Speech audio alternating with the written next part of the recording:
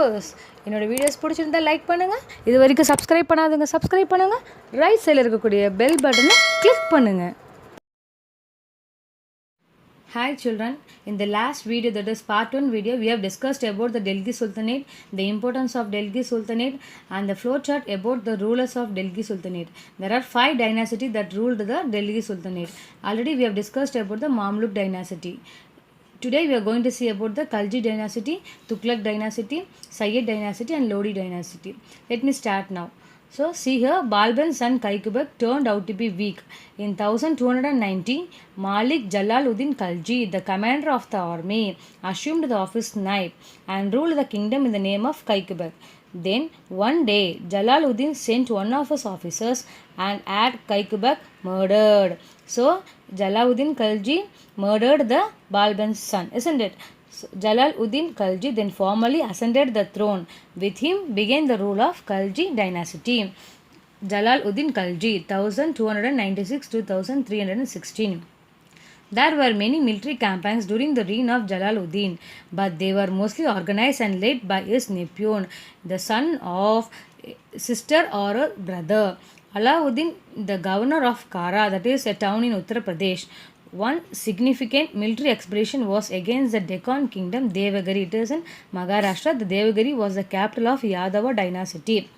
Alauddin, after defeating the Yadava king Ramachandra, plundered means looted, stealed the city and returned with huge wealth.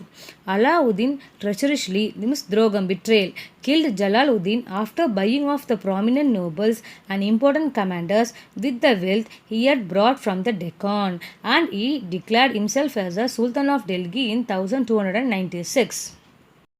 Now let us see about Alauddin Khalji. Alauddin Khalji, 1296 to 1316.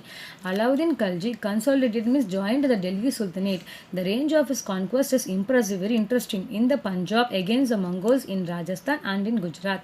With his northern frontier secure, he sent his chief lieutenant, means rank of officer in British army, Malik Kafur, into the southern parts, who took even the distance Madurai in 1310.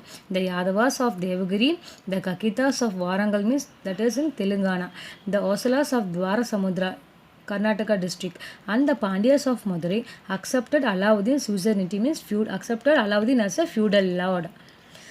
Next box information. Sack of Chittor. Chittor is a fort in Rajasthan. Let me tell you about this Chittor fort. Alauddin Khalji laid captured to Chittor to obtain Padmavati, that is Rani Padmini. Have you heard about her? Rani Padmini. Facing a certain defeat against Khalji before Chittor was captured, she and her companion committed Jawhar. Jawhar means self-immolation, thereby defeating Khalji's aim and protecting their honor. Coupled to the Jawhar, the Rajput men died fighting on the battlefield. See? Sack of Chittor, 1303. This is the first Jawhar in Chittor fort. When Alauddin's army overwhelmed, is very strong against the Rajput army in the Chittor, and in the context of the threat of defeat, the men and the women of the fortress, in accordance with the old custom is avangade valakam, performed the rite of Jawhar. Jawhar is an act of mass self-immolation by the women in the parts of Indian subcontinent to avoid capture, enslavement by the foreign invaders when facing certain defeat during the war. Performed the rite of Jawhar according to this custom, left with no other way to survive. There is no way to survive. The men would go out and die in the field of battle, and the women would burn themselves on a pyre. See the Chittor fort?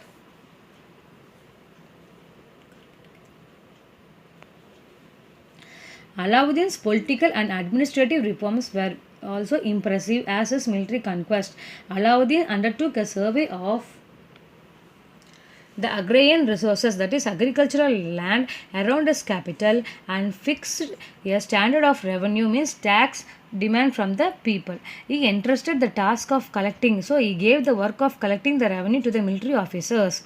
This made the local chieftains and rajas the lack of benefits. Alauddin established a system of forced means he forced the people, the peasant means farmers to the purchase of food grains for Delhi and other garrison center. Garrison means military troops. The procurement price were fixed and grains collected as a tax was stored in the state granaries. Granaries means a place to keep the grains. In order to ensure the enforcement of this new regulation, he appointed spies, Otran, who were responsible to report him directly. Alauddin died in the year 1316. The failure of his successor. So after Alauddin's death, there were no successor to retain the power.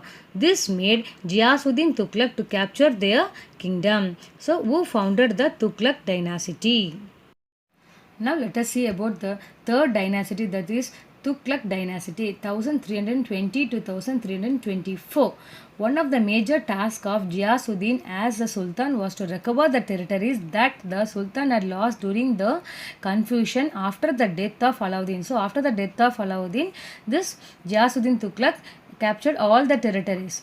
Ghiyasuddin Tughluq sent his son Juan Khan to fight against Warangal. Junan Khan defeated Prataparudra of Warangal in eastern part of Deccan and returned with rich booty. Rich booty means stolen goods.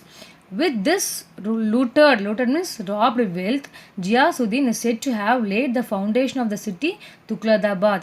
So இவங்க கிட்ட இருந்து எடுத்துட்டு வந்த பணத்தை வச்சு இவர் என்ன பண்ணார், ஒரு சிட்டியே ஃபார்ம் பண்ணார். That city was called as Tughladabad near Delhi. However, as Alauddin treacherously means cunningly killed his uncle. So எப்படி வந்து அங்கே வந்து கல்ஜி டைனாசிட்டியில் அலாவுதீன் அவங்க அங்கிள் எப்படி கொன்னாரோ அதே மாதிரி here the Junan Khan had killed his father and ascended the throne with the title. So Junan Khan assumed himself as a title of Muhammad bin Tughluq in the year 1325. Now, Junan Khan assumed the title Muhammad bin Tughluq. Muhammad bin Tughluq 1325 to 1351. Muhammad bin Tughluq was a learned man, yet he was a person of cruelty.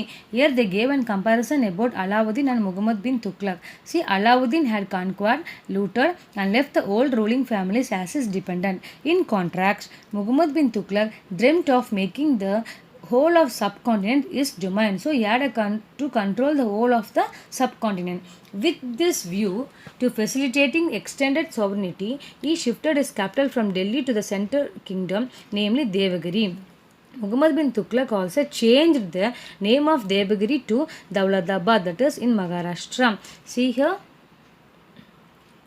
It was a 40 days march for the people to shift from Delhi to Dawladabad. Many people left. Some hid themselves.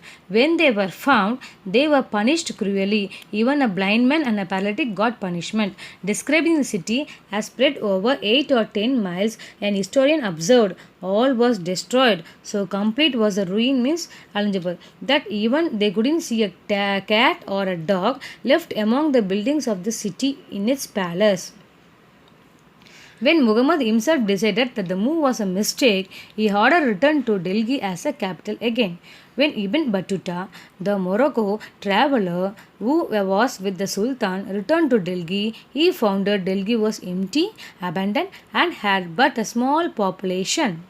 Tughluq changed the Alauddin system of revenue collection in grain and ordered that land revenue which was increased to be collected in money. So what Alauddin did, he collected the tax in terms of grains. But here Tughluq collected the tax in terms of money. This proved disaster during famine. Famine means scarcity of food. The farmers and the peasants all struggled to pay tax during famine. When he discovered that the stock of coins and the silver was inadequate, means not sufficient for minting. Minting means to make a coin. He issued a token currency in copper. So Muhammad bin Tughluq was the first to introduce a token currency in copper. Counterfeiting. See, counterfeiting means defraud. Let me tell you what is token currency. Token currency is the coins of copper that would be exchanged for fixed amount of gold and silver. So now counterfeiting means the people of his kingdom started making copper coins at their homes and fake coins were circulated in the market. So if the fake coins were circulated, what happens to the revenue system? The revenue system was collapsed. Trade suffered as foreign merchants stopped their business. This forced sultans to withdraw the token currency and pay gold and silver coins in exchange.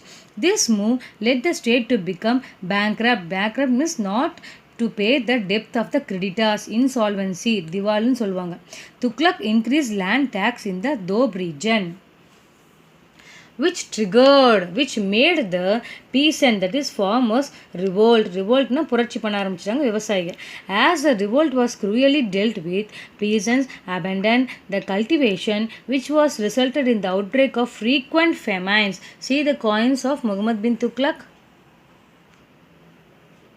Tughluq ruled as Sultan for 25 years. During his long rule, he had to face many revolts of the provincial governors, such as the governors of Awadh, Multan and Sindh, revolted and declared themselves independent. In South India, several states arose. The new Dawlatabad and the conquered territories around them were declared independent. சுதந்திரம் கிடைச்சிருக்குது இந்த டெரிட்டரிஸ்க்கெல்லாம். Sultans called as Bahmini. The name Bahmini came from the founder name. The founder of this kingdom was Hasan Gangu Bahmini, as was soldierly formed the Tughluq service. So this Bahmini was the Turkish officer of Devagiri. So he captured the independent territories. See, Madurai was proclaimed as separate sultan in the year 1334. Bengal became an independent in 1346. Tughluq died on March 23rd, 1351. See about Feroz Shah Tughluq, 1351 to 1388. Feroz Shah, the son of Ghiyasuddin's younger brother. That is, Ghiyasuddin is the father of Muhammad bin Tughlaq, isn't it? So Ghiyasuddin oda younger brother oda son da in the Feroz Shah. Feroz could neither suppress revolt nor win back the provinces that he had broken away. He showed no interest in reconquering the southern provinces, so he had no idea to capture the southern provinces. He refused to accept an invitation from the Bahmani princes to intervene in the affairs of the Deccan. Feroz Shah rewarded Sufis. Sufis அப்படின்னா Islam ascetic monk, துறவி, இஸ்லாமுடைய துறவிகள், and other religious leaders generously and listened to the advice. He also created charities. Charities means financial help to aid poor Muslims, built colleges, mosques and hospitals. He adopted many humanitarian measures, human welfare measures. He banned inhuman punishment and abolished taxes not recognized by Muslim law. He promoted agriculture by by dismissing the debts kadan of the agriculturists and constructing many canals for irrigation. He laid out 1,200 new gardens and restored 30 old gardens of Alauddin Khalji. He had built new towns such as Firshadabad, Junapur, Hisar and Firshapur. Despite adopting a peaceful approach and taking efforts to organize the Sultanate well, he had to spend his last days in unhappiness. His own son Muhammad Khan revolted against him, and Feroz Shah died in September 1388 at the age of 83.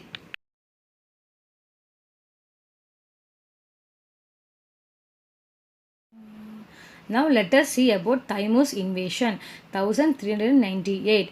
Amir Taimur was a Turco-Mongolo conqueror, that is a present-day Afghanistan, Iran and Central Asia.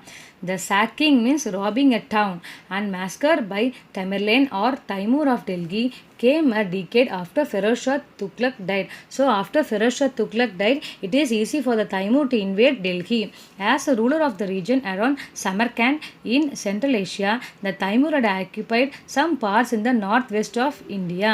Taking advantage of India's weakness, he entered India in December 1398 and plundered means looted, stealed Delhi, Punjab.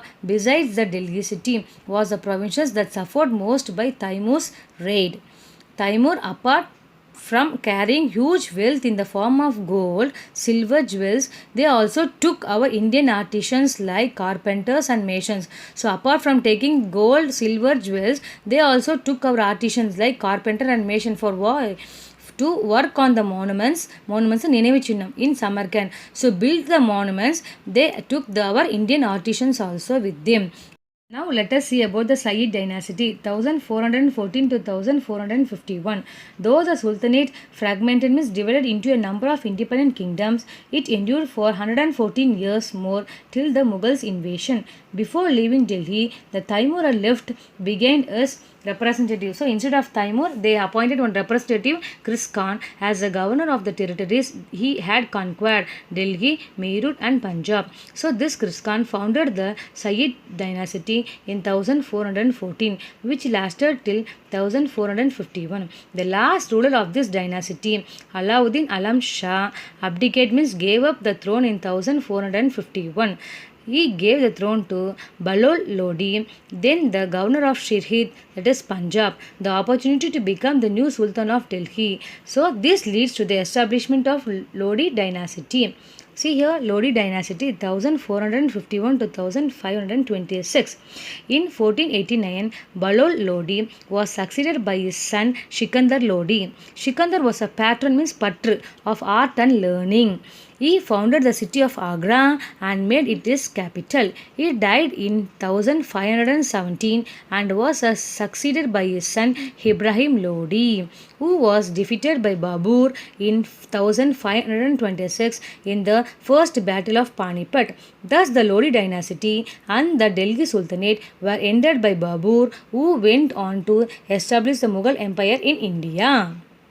Now let us see about the impact of Delhi Sultanate in the field of art and architecture. Art na kalai, architecture na kattada kalai. Islamic art and architecture. The mansion of high-ranking Muslim nobles, soldiers and officials were built first in cities and the neighborhoods. Around them, the mosques in the imperial style were constructed by successive Muslim regimes in Delhi. Mosque and madrasa. Madrasa is a learning center of Islam. Looked architecturally different. The graceful decorations of doorways and the walls with lines from the Quran made a distinct appearance in these buildings.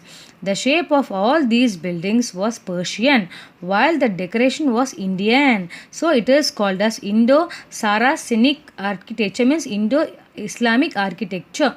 Qutub Minar, example see Qutub Minar, Alai Darwaza, Qawatul Islam Masjid, Mukti Masjid, the tomb of Iltutmish, Balban and the forts of Dauladabad and Firshobad were all constructed in this style. See the picture of Daulada fort and see the picture of Alai Darwaza. Thank you for watching this video. We will see in the next session.